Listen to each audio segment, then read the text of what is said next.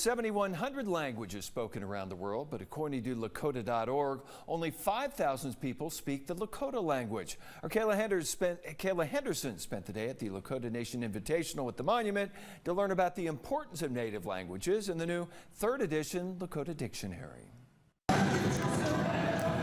The Lakota Language Consortium has launched their 3rd edition of the Lakota Language Dictionary with 21,000 more undocumented entries compared to the 1st edition. In the 1800s, it began to be written down.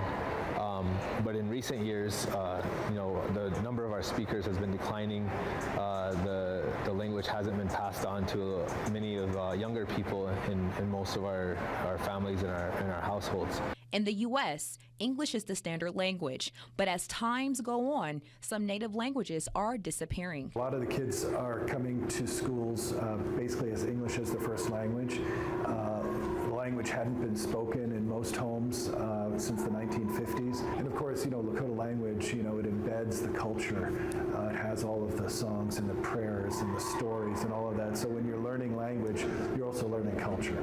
FireThunder says Lakota language was embedded in his family lineage, and he wanted to learn and study the language 10 years ago to continue the tradition.